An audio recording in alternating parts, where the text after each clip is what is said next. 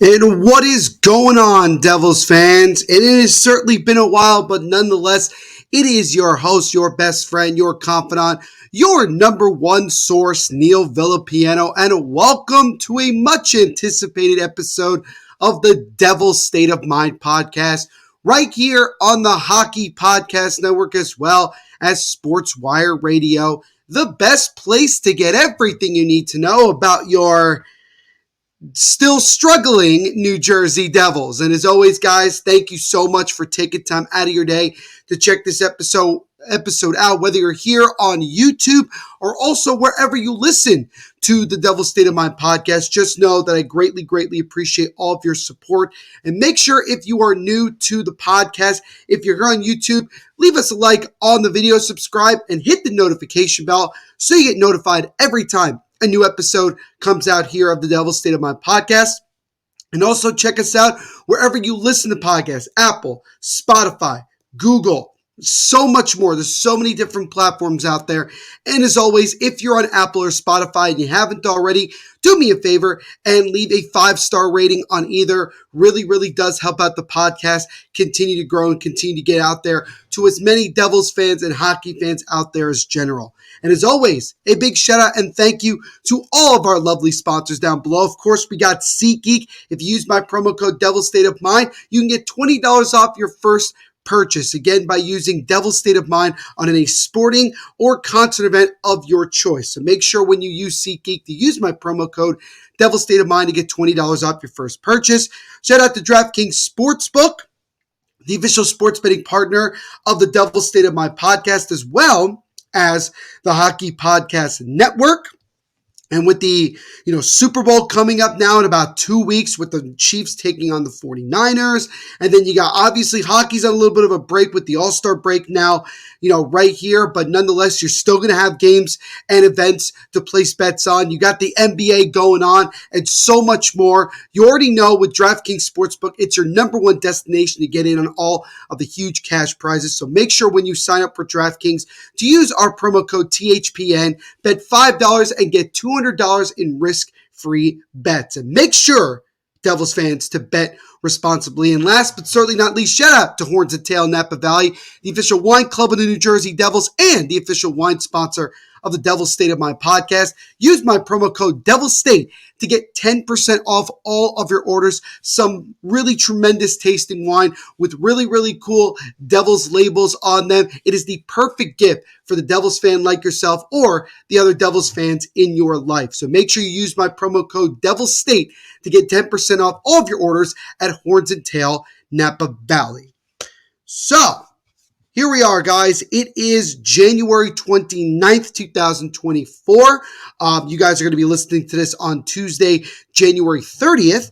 And it has been a little bit of a while since the last time I posted an episode. Been kind of busy with a lot of different things, but nonetheless, I've obviously been keeping tabs with doing game coverage and other things like that to give you guys the best coverage I can during this time. And yeah, let's just say that this season up until this point has still yet to go the way that any of us expected. And it seems like with every passing day, there's some other thing that is somehow going against the New Jersey Devils. But nonetheless, despite all of that, the Devils season is far from over, and there is still a lot of hockey left to be played, as now the Devils, coming off of their frustrating 6-3 loss on Saturday night to the Tampa Bay Lightning, are currently on a 10-game All-Star break.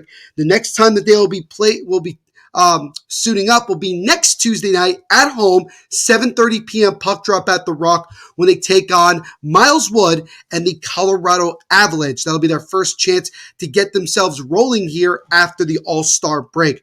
But to kind of jump in, let's take a look at where the Devils are as a whole. So again, they played 47 games up to this point, now with a 24-20-3 record, so one game above 500. 51 points, currently tied, as you can see, with the Pittsburgh Penguins for 5th overall in the Metropolitan Division. They are currently only 5 points behind the Philadelphia Flyers for a top 3 positioning in the Metropolitan Division, and they are 6 points out of the second wild card spot, which I believe, if I'm not mistaken, as we'll bring it up right here, is currently held by the Detroit Red Wings. So the Devils, in terms of both the Metropolitan Division and the wild card, certainly have some ground to make up. But then again, it's really not surprising considering the struggles that this Devils team has had. But the good news is that the Devils have several games in hand on a bunch of teams in front of them, including the Flyers. They have 3 games in hand. So the Devils will have the chance to really, really make up ground once we get back from the All-Star break. Right now, the Devils have 35 games remaining in this season. So still a lot of time between now and the early parts of April to really get this season going and turned around the way that we need to so that they can get back into the playoffs. So again, currently on a 10-day break, coming off that 6-3 loss to the Tampa Bay Lightning. What was probably most frustrating to me about that game was just the fact that I felt that Vitek Vanacek played a pretty good game, but nonetheless, his solid performance was not enough, and the Devils just lack of solid defense. And even though they did get goals, it was just too little, too late in that situation. So a very, very frustrating way to kind of end more or less the first half of the season. I mean, they played more than 41 games, but still to kind of go into the All-Star break on somewhat of a low note. I was hoping that maybe they would find a way to get at least one of the 2 games after that big win earlier last week against the Vegas Golden Knights, but they end up with 2 semi-disappointing showings against Carolina and Tampa Bay, respectively. So let's look at what are the major issues of this team. And yeah, we've talked about it numerous times, but let's just bring everything into light, shall we?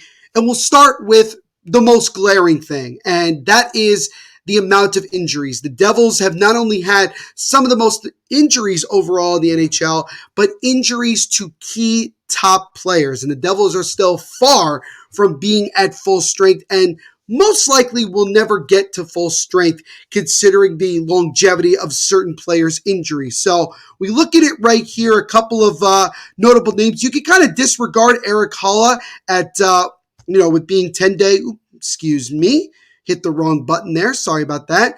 But you can look at the Erik Haula injury.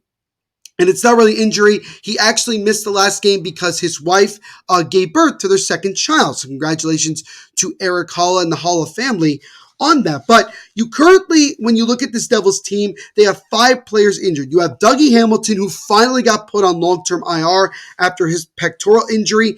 Jack Hughes currently still out with an upper body injury. He is on IR, but there is some uncertainty as to whether or not he will be a full participant in the All-Star game, which is still in another 2 or 3 days. So it'll be really interesting to see what happens moving forward with that. And we still don't have a really good idea as to when Jack Hughes is going to return.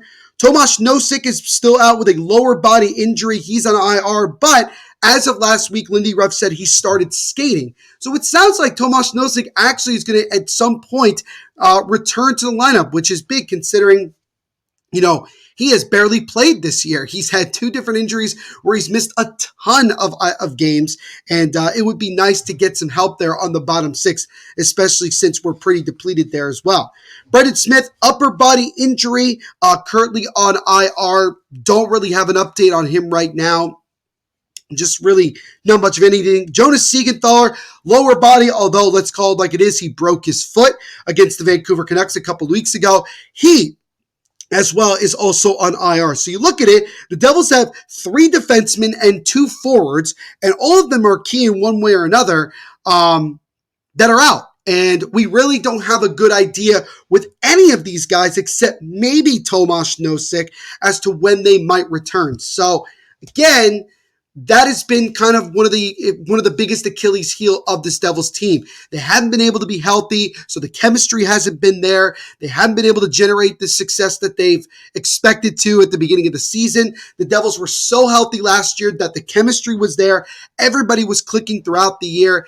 This year, it just hasn't been that way. It's been a lot of bad luck, and you're hopeful with this 10-day break and with the season progressing that over time in the next couple of weeks, the Devils can get some of these guys back. We get closer to full strength and really, really try to take off here, especially hoping that Jack Hughes can return. Because I got to be very honest with you guys, and this comes as no surprise at all. But the reality is that this team does not play as well without Jack Hughes. Jack Hughes makes this team go. Yeah, Nico Hischier's the captain, and everybody respects him. But Jack Hughes is the guy that really makes this team go, really makes this team perform. And I think that that's really the important thing here is that he needs to get back ASAP so that this Devils team on offense and as a team overall can really, really start to get going again. Now, there are two other players that are currently out and are going to be out indefinitely. And I knew at some point I was going to have to talk about this, but this came up last week as the New Jersey Devils posted this statement saying Michael McLeod and Cal Foote have each requested and been granted indefinite leave of absences from the team, and the club will have no further comment at this time. That's pretty much it. Now, the reason, in case you don't know, is simply because it is possible that both of those two players are potentially involved in the Hockey Canada 2018 World Junior Team sexual assault investigation. Currently, the London, Ontario police said that five players that they have targeted need to, quote, surrender themselves to the London, Ontario police because they apparently have evidence to claim that they were involved heavily in this sexual assault. Now, the London, Ontario police did say that they will have a press conference next Monday, February 5th.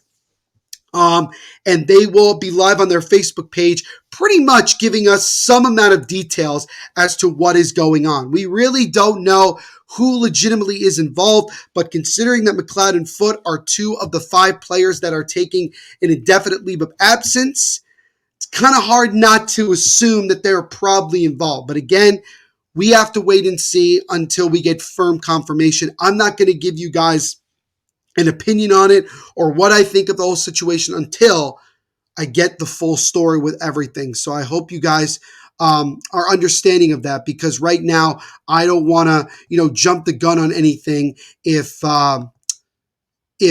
things turn out differently than what maybe we're expecting at this moment. But yeah, so now you have two more players out. So the Devils currently have 7 different guys unavailable to play, and really we have no timeline on any of them. 5 of them are just injuries, and 2 of them are indefinite leave of absences, and maybe we don't see them for the rest of this year. And if the reports are true and the investigation comes as what it claims to be, then we may never see those 2 individuals that I just mentioned ever play another game for the New Jersey Devils. And again, we'll discuss all of that more in detail down the road once we get more of an idea as to what is going on. And so the other thing that really has been a very obvious issue from the offseason till now is, of course, the goaltending woes for this Devils team. And you look at the 3 guys that have suited up in net for the Devils. Vitek Vanacek, 16-8-2, so not bad. He's 6 games over 500, a pretty solid overall win-loss record, but he has a really bad 3.24 goals against average, a .886 save percentage. And then Akira Schmid, who by this time is now down in Utica and has really been struggling with the Comets as well.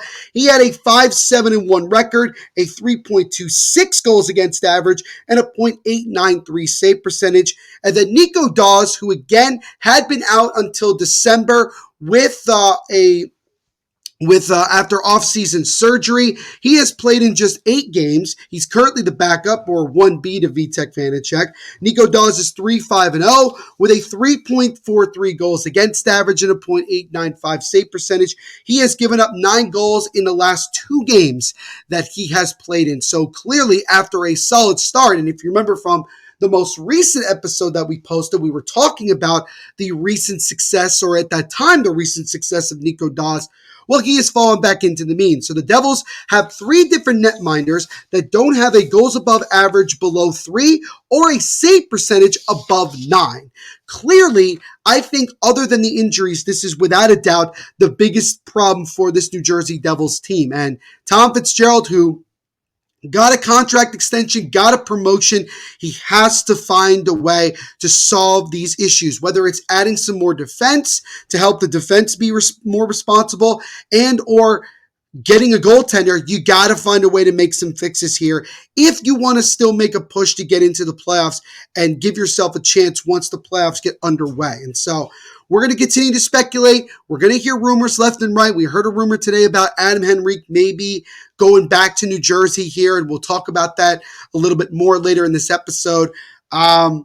It's just we are in a difficult spot overall. The season is still far from over, but the more games that the Devils play, like they played against Carolina and Tampa and against many other teams this year, the more that we as a whole will continue to be concerned and start really, really questioning different things. And I am still not the biggest Lindy Ruff supporter. I still think that his system just quite frankly doesn't work with this team, even with the amount of injuries going on. But I am trying to be somewhat fair to him in terms of just saying that what would happen if this team was fully healthy and the goaltending was solid? Would we be in the same position? Maybe, maybe not. Who knows? But if you're going to make a coaching change, I think at this point, there's no point in doing it. I think you're too far into the season. Yes, the Islanders did it last week. I get it. But I just don't see a situation where the Devils make that change and it works. I just don't say, yeah, it worked for Edmonton, but they're the lone example. Several other teams, Ottawa is a good example as well. They did it and then nothing improved. So really overall here, that's the situation that we're in. So bottom line is this: the Devils have to play better, certainly. They have to start winning games, particularly at home. Their defense has to be more responsible. The goaltending has to be somewhat half decent to win us some of these games. And we got to get healthy. And some of that can easily be fixed. Some of it is just out of the team's control. But it's all about just continuing to try to go out there, compete, and continue to push, because eventually some of that bad luck's going to turn to good luck, and the Devils are going to win some games that they need to win and rack up the points. And Tom Fitzgerald got to do something to give this team support. Nico Hischier, he made that comment right after the Tampa game, and he said this team's got to look themselves in the mirror and decide what type of team they want to be once we get back from this break. And so hopefully with some rest and relaxation and recovery, that this team can come back a little fresher, both physically and mentally, with a better mindset, and start to get going here once the Devils are back on February 6th, when they're back home against Colorado. So that's where we are with this team. And as always, guys, let me know in the comment section here on YouTube what you think about the Devils overall, what they need to do, your different ideas. Would love to hear it and love to interact with you guys. So now I want to shift to something we've all been waiting for. We've talked about it numerous times, and finally, towards the beginning of last weekend, we finally got to see what the 2024 NHL Stadium Series jersey would look like. And here it is, as you can see here on YouTube. The Devils won, mostly red with black stripes on the arms, a black top near the shoulders with a gigantic black NJ logo without the circle.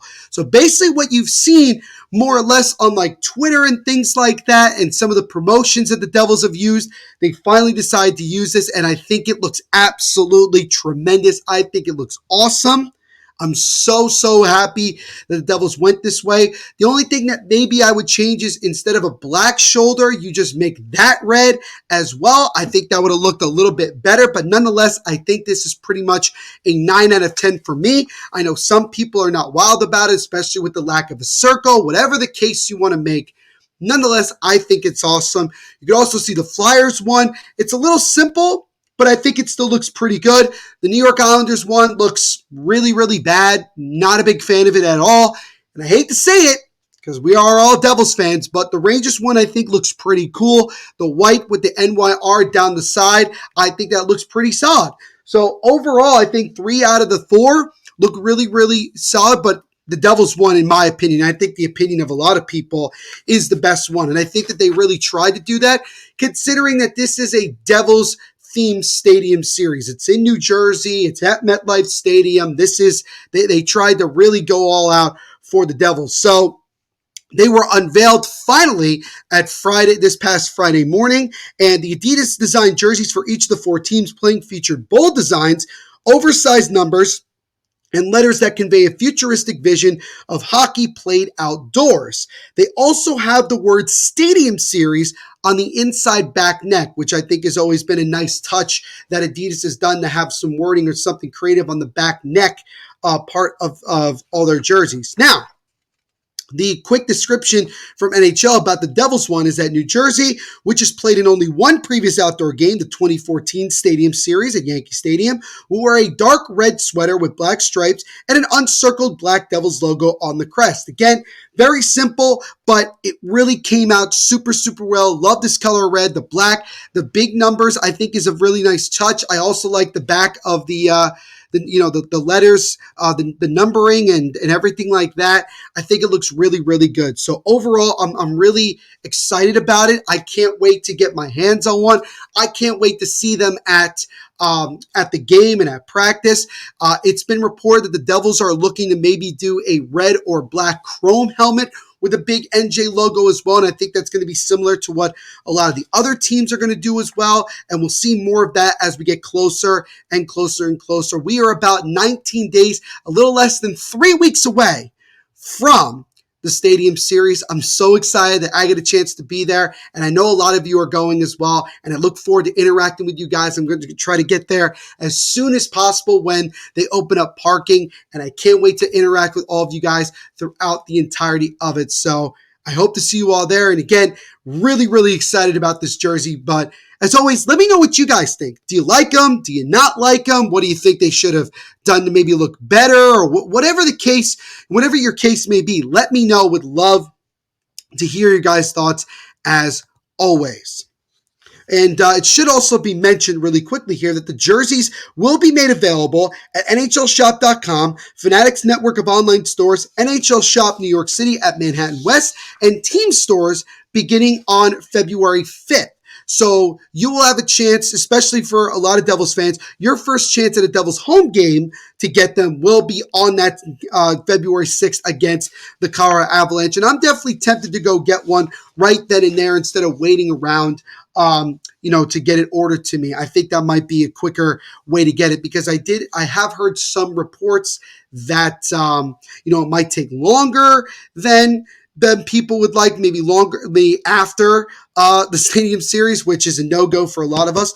It also should be mentioned that a lot of other, different apparel for the Stadium Series, hats, shirts, sweatshirts, a lot of different stuff are already been made available on the Devils website. So you guys can get a lot of different things there to get yourselves prepared for a really, really exciting Stadium Series coming up in a little less than 3 weeks. It's going to be really, really exciting.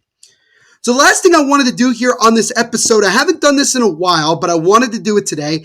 I decided that I wanted to do a little bit of a Q&A with all of you lovely listeners on both Twitter at Devils State and also on Instagram at Devils State of Mind. And you guys can always send me questions as well. Would love to interact with all of my fans as much as possible, but both on Twitter and Instagram, I asked everybody to give them some questions to let me answer, and we'll go from there. So we'll start with our questions via Twitter, and this first one comes from my good buddy, Newfie NJ Devils fan at NJD, the number 4, and then Life on Twitter. He says, with Lindy Ruff pretty much on the hot seat, other than Travis Green, likely the one stepping in as interim head coach, who could you see slide in to take over as head coach? So this is something that a lot of people have talked about in terms of what should the Devils do. I don't think firing Lindy Ruff at this point in the season is going to do much of anything. I could be totally wrong.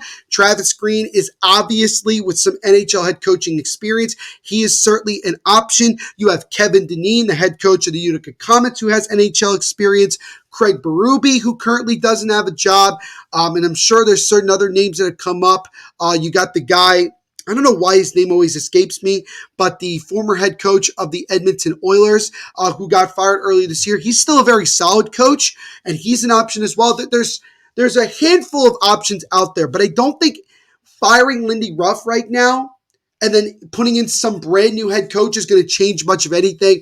I think most likely the most seamless transition would be Lindy gets fired, and then most likely Travis Green takes over and tries to prove himself. But I don't have any sort of inkling that Tom Fitzgerald is even considering firing Lindy Ruff at any time right now. But yeah, those are just some options to basically look at in terms of what they think, who might be available or who might be just, in terms of what the Devils might do. As I mentioned before, Jay Woodcroft from Edmonton. I think he's going to be a name that comes up a bunch. There might be some other guys out there as well.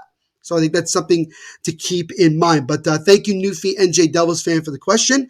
Next one comes from my good friend Crystal, aka at Marino Devils on Twitter. She asked me this really interesting question. She said, if you could bring one player back from last year's team, who would it be and why?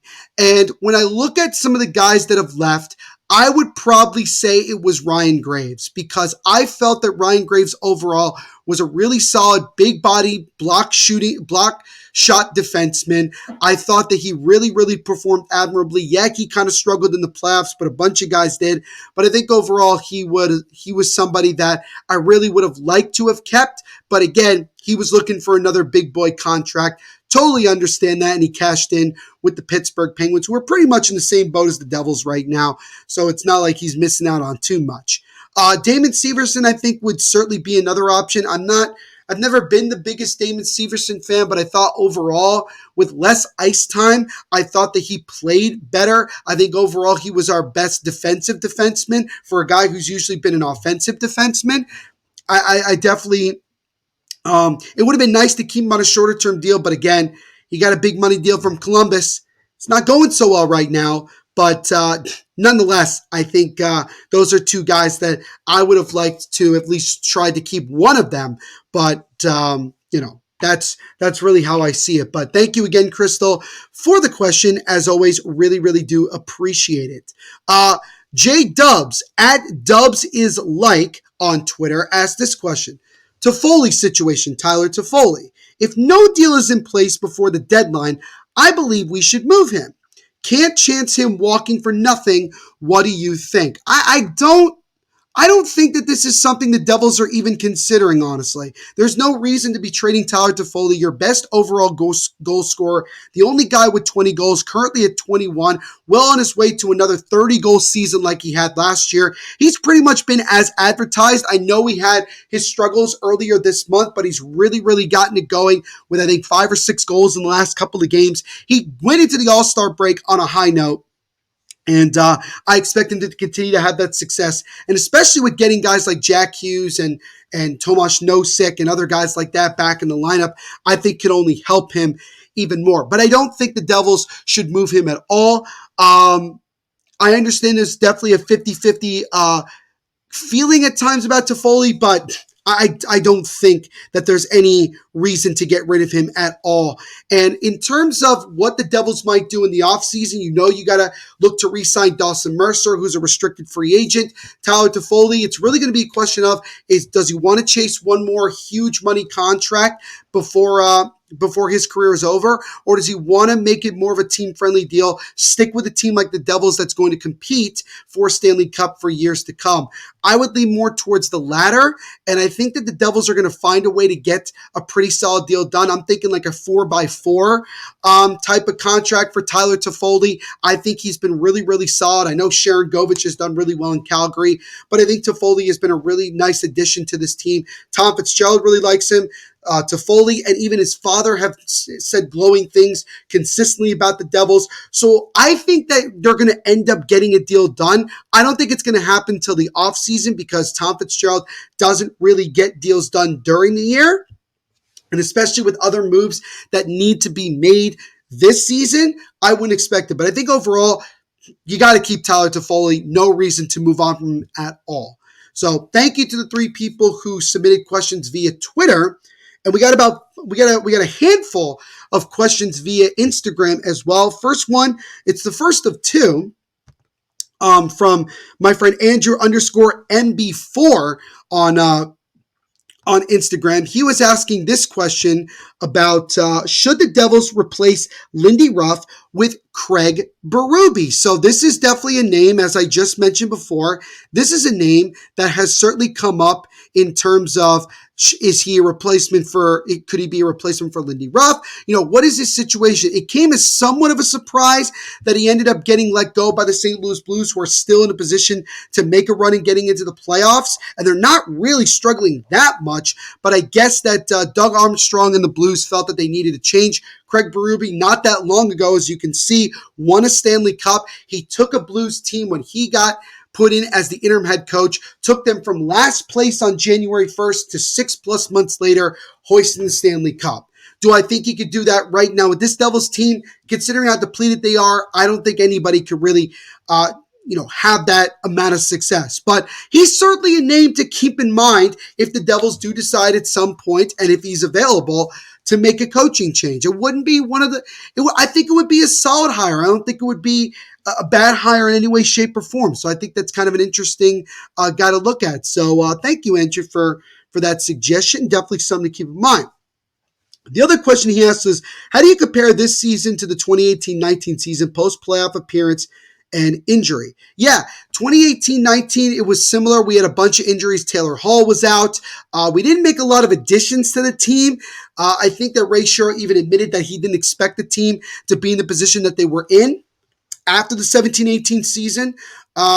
And the Devils, just quite frankly, they overachieved. I don't think it's the same situation here. I do think that there are some similarities with injury and also lack of consistent goaltending, and that's been a problem for many years.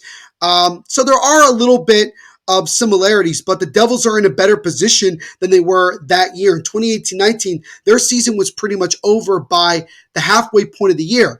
This season is far from over, and if they could string together 2 or 3 wins in a row, they're probably right back in a playoff spot. So that's where I think the major difference is that this season is still far from over, and this is a lot more talented team. A lot of it is just a lot of injuries to key guys. Not just one guy, a lot of key injuries. That would be the difference. So thank you, Andrew, for both of those questions. Appreciate it, man. My friend Gaza18.77 says, will you be purchasing the Devils' new Stadium Series jersey? Simply put, as mentioned before, yes, I will. Most likely it's going to be the next time I go to a Devils game, which will be that February 6th game at home against the Avalanche. So thank you for that simple question. Blue Seats 94, which is a podcast that covers New York Rangers here on the Hockey Podcast Network, hosted by my good buddy, Jimmy Finizzi. He asks, besides goaltending, what's an area of improvement that's most important for the Devils?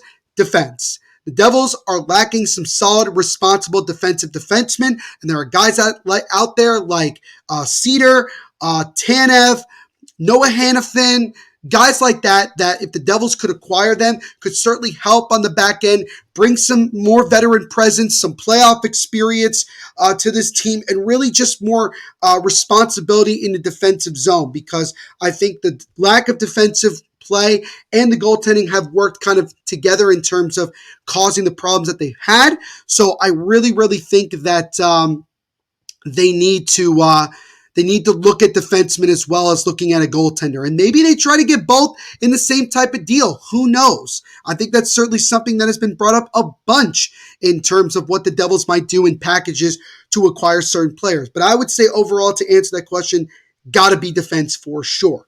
So thank you, Jimmy, for the question. I do appreciate it. Stefan _DE_SWERT said, teams should change to a more team defense first system like Winnipeg and Carolina. Your take? I've never been a defense first type of guy because I've seen this Devils team play that type of system when like John Hines was here, and it just didn't work out that well. Maybe the Devils personnel wasn't conducive to that system, but it's definitely not the worst suggestion in the world because this team is a lot of all offense and no defense type of mentality. So maybe shifting to more of a system with a coach that's more like that might actually work. But the real big thing is that the players have to buy into the system and work at it to a T. And they have to be responsible on both ends of the ice. And that's something that I think the Devils have lacked. So maybe the changing of a system to something more similar to that might actually work well for this team. So interesting point to put there, Stefan. Appreciate it, man. TJ Bennett, my good buddy, he asked, what 3 things are you wanting to see with this team coming out of the break? I'll make it really simple. Get healthy. That certainly includes Jack Hughes. Find some amount of solution in net, whether it's 1 or even 2 goaltenders if you want to go that crazy, but you got to find a solution in net. And then the third and most important thing to me simply is just the overall vibe in the locker room. More guys got to speak up. I want to see this team be more aggressive. I don't want to see this team get off to slow starts like we've seen all year long and then give up the first goal. I want to see them come out attacking right away, put that pressure on the other team, whether you're at home or on the road, and that's going to eventually generate some really good chances to score first and get that momentum right away.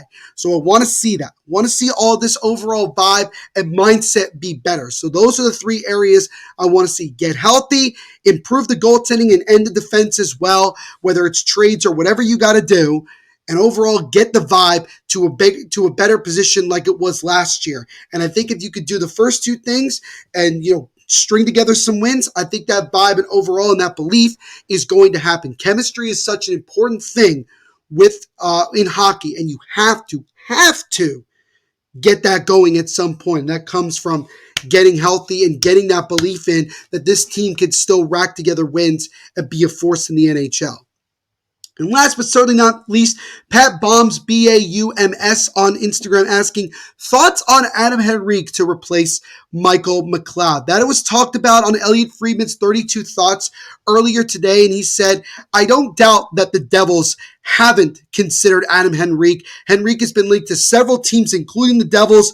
Henrique has been linked to the Devils numerous times. It's been reported that the Devils have interest in bringing Uncle Rico back to New Jersey. I think it wouldn't be that bad of a move. He's got 15 goals and 18 assists on the year, so he has just over 30 points. Technically, from that perspective, he's better than what Michael McLeod has been, but McLeod is the best face-off guy in the NHL.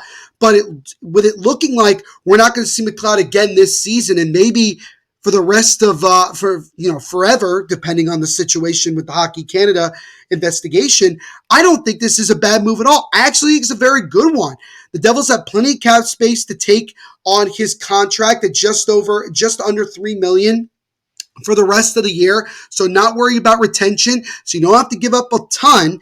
And he's an unrestricted free agent. So if you don't re-sign him, it's not the end of the world either. And Lindy Ruff will make moves like this to bring in guys that maybe are just rentals. And I'm sure for the Devils' overall psyche and vibe for fans and maybe even some of the organization to bring back Adam Henrique back to New Jersey several years later, I think would be really nice for this team. And I think he could actually help this team with the veteran presence and also just providing some really solid bottom 6 scoring overall. He's a pretty solid centerman in his own right who could also play on the wing as well. So, I think that it wouldn't hurt to make a move. And as I mentioned earlier today, maybe if you're really thinking about trying to trade for John Gibson, maybe you include Gibson and Adam Henrique in a package. It would certainly cost you a lot more, because you would have to take some retention, but nonetheless, you could potentially fix or add a solid veteran piece to your bottom six, and also add a goaltender that could potentially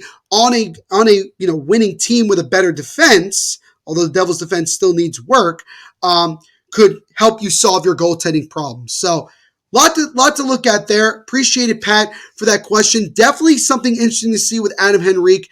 I would certainly be on board for a multitude of different reasons, as I just mentioned, to bring Adam Henrique back to the Garden State. So thank you to everybody who put out their questions for this. I'm going to do this again numerous times throughout the year, and certainly in the off season as well. So you'll have more opportunities to do so. But really, I want to thank you guys so much for checking out this episode of the Devil's State of Mind podcast. Make sure to follow us all of our social media platforms. Devil's State of Mind on Facebook, Instagram at Devil's State of Mind, and then also on Twitter as well at Devil's State. And check out the podcast here on YouTube.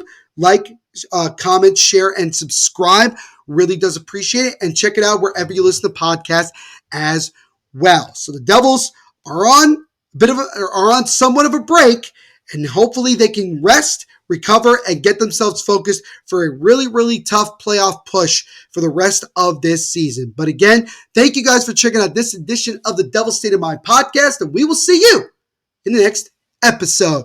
Everyone, continue to be the awesome people that you are. Have a great week. And as always, everybody, you already know what to do. Let's go, Devils.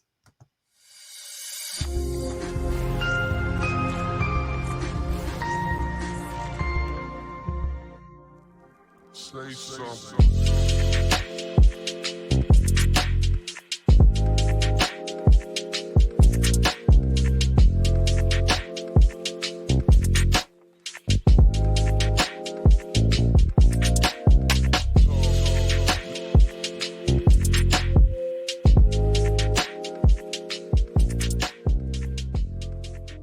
Looking for a super offer for Super Bowl 58? DraftKings Sportsbook has you covered. New customers can bet on the big game and turn $5 into $200 instantly in bonus bets. And they already got a bunch of different lines out there, like who's going to score the first touchdown of the game, the overall over and under amount of points, and so much more. There's so many different opportunities to get in on huge cash prizes for Super Bowl 58. All you got to do is download the DraftKings Sportsbook app right now and use our code THPN. New customers can bet $5 to get $200 instantly in bonus bets only on DraftKings Sportsbook, an official sports betting partner of Super Bowl 58 with code THPN. The crown is yours. Gambling problem? Call 1-800-GAMBLER or visit www.1800gambler.net. In New York, call 877-8-HOPE-NY or text HOPE-NY to 467-369. In Connecticut, help is available for problem gambling. Call 888-789-7777 or visit ccpg.org.